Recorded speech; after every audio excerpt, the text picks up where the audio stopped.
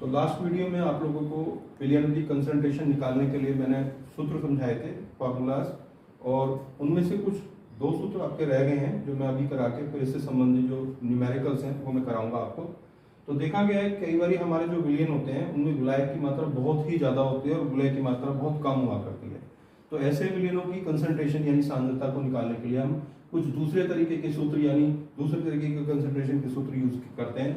इनमें से सबसे पहला सूत्र जो है वो पीपीएम में निकालना होता है। पीपीएम का मतलब यहाँ पे पार्ट पर मिलियन यानी कि मिलियंस यानी 10 lakhs और 10 lakhs को हम 10⁶ लिख सकते हैं। तो विलय की मात्रा जो कि बहुत कम है किसमें, विलियन के अंदर, तो 10⁶ यानी कि 1 मिलियंस में उस विलय की कितनी मात्रा मौजूद है अगर हम उसे कैलकुलेट कर लेते हैं तो उसी मात्रा को हम उसका पार्ट पर मिलियन कहते हैं। अब वो मात्रा ग्राम में हो सकती है, मिलीलीटर में हो सकती है, वो डिपेंड करता है आपको कि उस न्यूमेरिकल में आपको किस रूप में उन वैल्यूज को दिया गया है। तो अगर हमें पार्ट पर मिलियन में उसे कैलकुलेट करना होता है तो हम उसे कैसे निकालते हैं, सामान्य से जैसे हमने परसेंटेज निकाली थी वहां परसेंटेज में हम 100 रखते थे क्योंकि पर 100 निकालना होता था, जबकि हमें इस बारी पर मिलियन निकालना है तो 100 की जगह हम उसकी मल्टीप्लाई 10⁶ से करते थे क्योंकि 10⁶ जो होती है वो 10 lakhs के इक्वलेंट होती है। तो अगर हम लोग जो इसकी फॉर्मूले की वैल्यूज को हम जैसे अगर हमें विलय की मात्रा दी गई तो हम ऊपर रख देंगे, विलियन की मात्रा को हम नीचे रख देंगे और उसकी मल्टीप्लाई 10⁶ से कर देंगे। जो भी हमारी वैल्यू आएगी वो हमारी क्या बोली जाएगी, पीपीएम में उसकी वैल्यू। इसी तरीके से कई बार विलायक और भी ज्यादा होता है तो उसमें हम उसकी वैल्यू पीपीबी में फाइंड आउट करते हैं। पीपीबी का मतलब यहाँ पे पार्ट पर बिलियन है और बिलियंस का मतलब 10⁹ और अगर हम 10⁹ की जगह 10⁹ से मल्टीप्लाई करते हैं तो वहाँ जो मिलियन था वो पर बिलियन में कन्वर्ट हो जाता और इस प्रकार हम लोग पर बिलियन में उसकी वैल्यूज को निकाल सकते हैं। तो आप इन फॉर्मूलाज का ध्यान रखना क्योंकि एनसीईआरटी के अंदर इससे रिलेटेड न्यूमेरिकल्स भी हैं और बोर्ड में भी इससे रिलेटेड न्यूमेरिकल्स को काफी पूछा जाता है।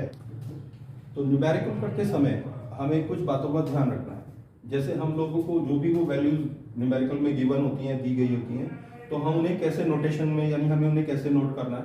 जैसे मैं आपको समझा रहा हूँ, आपको दो तरीके बताऊंगा और उन दो तरीकों में से आप कोई सा भी एक तरीका अप्लाई करके न्यूमेरिकल्स को इजीली सॉल्व कर सकते हैं।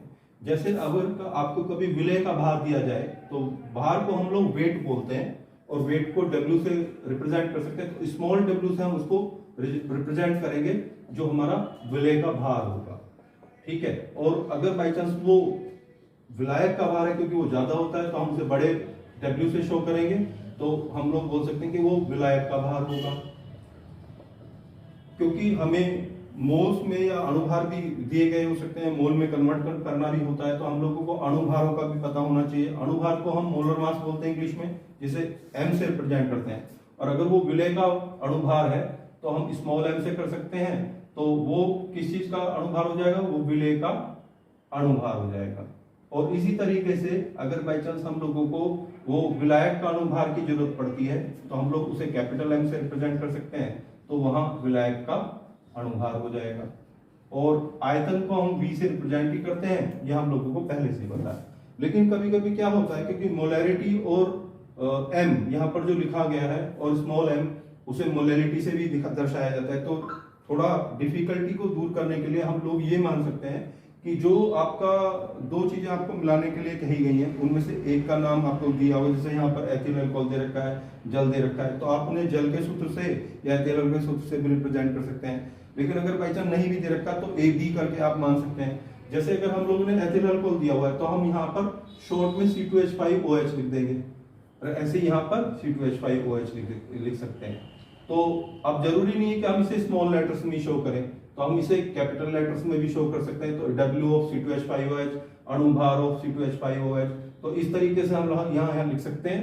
और वही हम लोग विलायक के लिए कर सकते हैं। विलायक जैसे जल का है तो H2O और यहाँ पर अणुभार जो है वो जल का है तो H2O। अब हमारे पास दो तरीके हैं, या तो उसे छोटा बड़ा करके हम लोग अपने इजी कर लें या हम उसे कैपिटल में ही रहने दें और उनके नाम छोटे छोटे करके उनके आगे हम लिख दें।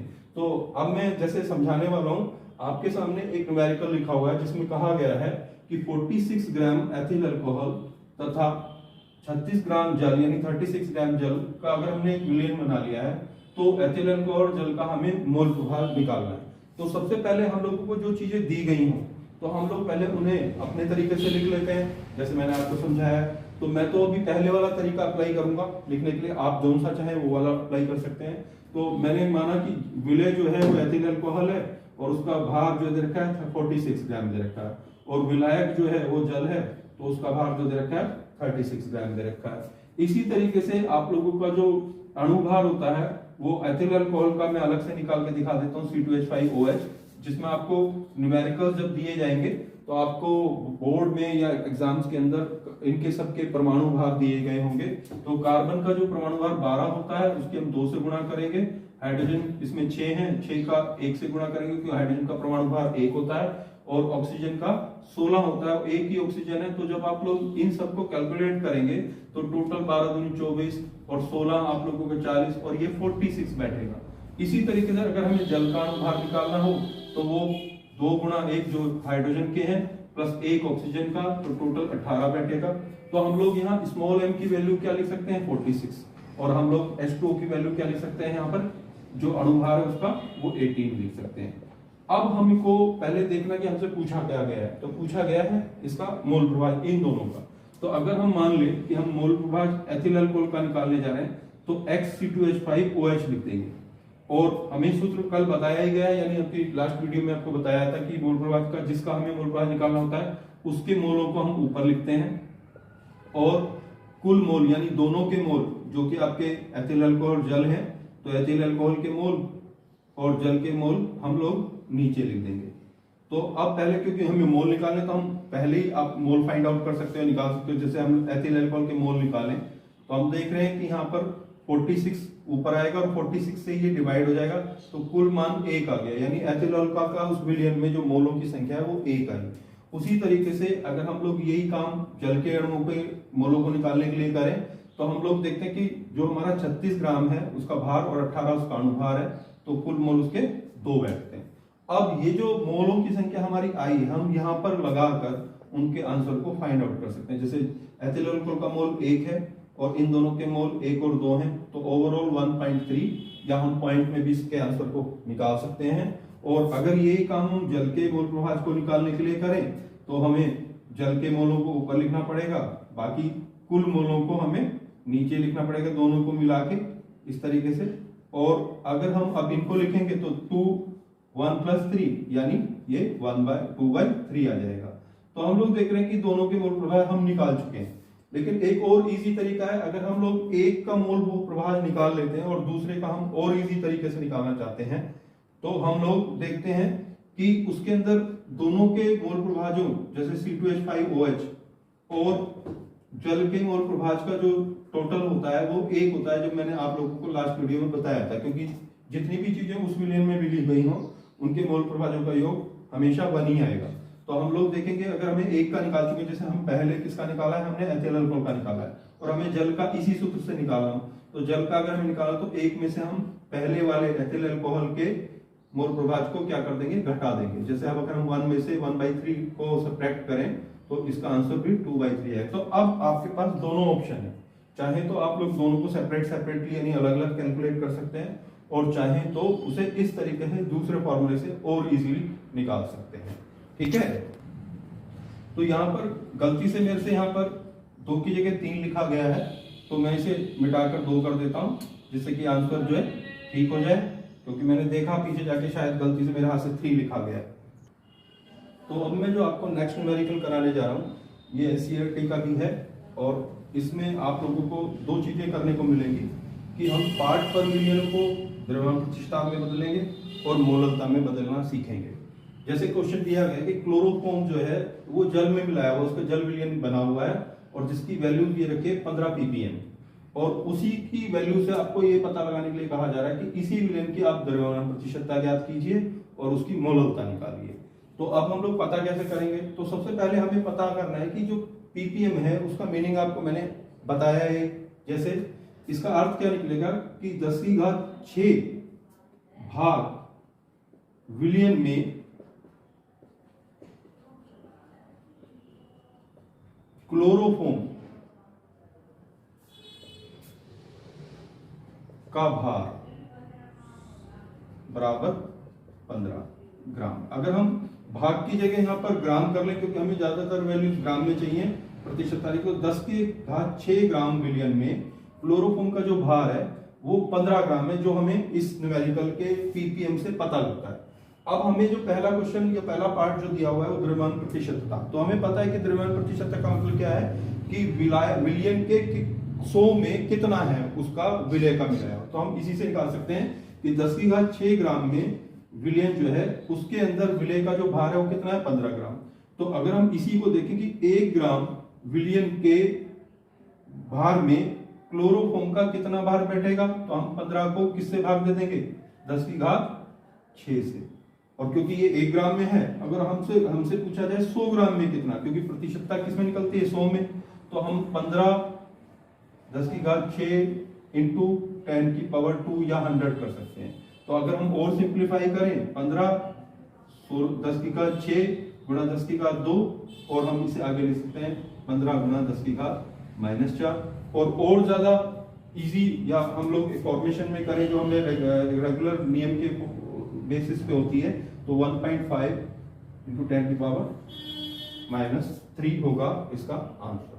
तो इस तरीके से ये जो आंसर आया है वो आपका किस चीज में आया, ये आपका द्रव्यमान प्रतिशतता में आया।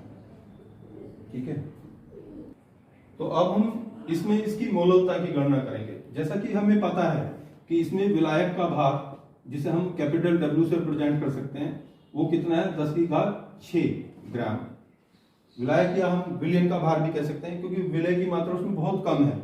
तो टोटल जो 10⁻6 है, अगर हम उसमें 15 ग्राम जोड़ते हैं घटाएं तो कोई फर्क नहीं पड़ता। तो हम ये कह सकते हैं कि 10⁻6 ही पूरे विलियन का भार है और या विलायक का भार है। उसी तरीके से अगर हम विलय के भार की बात करें तो वो है 15 ग्राम। इस तरीके से हम लोग दो वैल्यूज हमारे पास आई। अब हमें पता है कि मोललता का जो सूत्र होता है, उस मोललता के सूत्र में हम लोगों को क्या क्या दिया गया होता है, स्मॉल w जो कि विलय का भार होता है 1000, और आप लोग का स्मॉल m, और यहाँ पर कैपिटल W जो विलायक का भार दिया गया है। तो अब अगर हम लोग यहाँ पर स्मॉल w की जगह 15 को रख दें, 1000 अपनी जगह पे है ही। m जो है किसका अनुभार है, क्लोरोफॉर्म का, जो कि हमें निकालना पड़ेगा। क्लोरोफॉर्म का जो अनुभार है वो कैसे निकालेंगे, कार्बन का 12 होता है, हाइड्रोजन का 1 होता है, 3 क्लोरीन का होता है, जो कि 35.5 से हम उसकी मल्टीप्लाई करेंगे। तो ओवरऑल जो हम जोड़ेंगे उस वैल्यूज को हम लोग यहाँ पर रख देंगे और इंटू 10⁻6 रखेंगे। और जब हम इसकी कैलकुलेशन कर लेंगे वो हम लोग क्या करेंगे, इसका आंसर निकाल लेंगे। जो भी वो वैल्यू आएगी वो हमारा मोललता होगा। ठीक है, तो जो अब मैं आपको ये पोर्शन कराने जा रहा हूँ न्यूमेरिकल का, ये ज्यादातर आपके कॉम्पिटिटिव या आप लोगों के सीबीएसई एग्जामिनेशन के अंदर ज्यादा पूछा जाता रहता है, क्योंकि इसमें आप लोगों को एक नई चीज देखने को मिलेगी जिसमें आपको घनत्व दिया गया होगा विलियन का। जैसे मैंने एक न्यूमेरिकल लिखा होगा कि सल्फ्यूरिक एसिड यानी H2SO4 के विलियन में जिसका घनत्व इतना है में 27% H2SO4 भार अनुसार मिला हुआ है। तो उस विलियन की दो चीजें आपको निकालनी है, मोलरता व मोललता। क्योंकि घनत्व जो होता है वो इंग्लिश में डेंसिटी कहा जाता है उसे, और डेंसिटी जो होती है वो द्रव्यमान बटे आयतन होती है, जिसे हम लोग यहाँ पे द्रव्यमान और बटे आयतन के बराबर यानी मास अपॉन वॉल्यूम होता है। तो हम उससे एक दूसरे में कन्वर्ट करते हैं, द्रव्यमान को आयतन में, आयतन को द्रव्यमान में। तो हम इसे वेट अपॉन वॉल्यूम यहाँ पे लिख देता हूँ समझने के लिए कि आप लोगों को ध्यान रहे इस बात का। तो अब हम समझते हैं कि हमें दिया क्या गया है और पूछा क्या गया है। तो केवल हमें दो चीजें दी गई हैं, एक तो उस विलियन का घनत्व दिया गया है और एक प्रतिशतता दी गई है भार अनुसार। तो भार अनुसार प्रतिशतता का मीनिंग हम लोगों को पता ही है कि जो 100 ग्राम विलियन है उसमें H2SO4 का जो भार है वो कितना है, 27 ग्राम। ये आपको क्लियर हो गया। इस 27% का मीनिंग ये है। तो अगर हम लोग कहें कि इसमें विलय का जो भार है वो 27 ग्राम है, तो विलायक का भार यानी जल का भार, विलायक का भार क्या हो जाएगा, तो हम लोग कह सकते हैं कि विलायक का जो भार है उसके अंदर कितना बैठेगा कि 100 में से हम कितना सब्ट्रैक्ट करेंगे 27, जो कि 73 के बराबर बैठेगा। और अब हम इसे क्या लिख सकते हैं 73 W इक्वल टू, अब इन वैल्यूज को हम इस फॉर्मूले में पुट अप करेंगे, जो कि आप लोगों का 27 तो यहाँ आ जाएगा, 1000 है ही, और यहाँ पर 73 हो गया, और इनटू कैपिटल W जो हमारा आया है वो सॉरी यहाँ पर जो अणुभार आना है उसका वो कितना आएगा 98 और आप लोगों का कैपिटल जो है वो 73 है। अब जो कैलकुलेशन हम लोग इसको कैलकुलेट करेंगे, कैलकुलेट करने के बाद जो इसका आंसर होगा वो मोलरता में होगा, ठीक है। तो अब हम इसमें इसकी मोलरता निकालने जा रहे हैं। अब हमें पता है कि मोलरता का जो सूत्र होता है उसमें small w into 1000 upon m into v इन ml, यानी विलयन का आयतन ml में होना चाहिए। क्या हमारे पास विलयन का आयतन ml में है? वो नहीं दिया हुआ है। तो किसी तरीके से हम लोग क्या करें कि हम किसी तरीके से यहाँ पर आयतन जो है विलयन का निकालें और इसमें लगाएं। तो उसके लिए मैं हिंट जो दे रखा है वो एक नई चीज दी गई है, घनत्व। और मैंने आपको पहले ही बता दिया घनत्व जो है द्रव्यमान बटे आयतन के, और क्योंकि आयतन हमें किसका चाहिए? विलयन का। तो हम कह सकते हैं कि विलयन का आयतन अगर हमें निकालना है तो उसके लिए हम लोगों को क्या करना पड़ेगा? आयतन इधर आ जाएगा, घनत्व नीचे, तो द्रव्यमान बटे घनत्व हो जाएगा।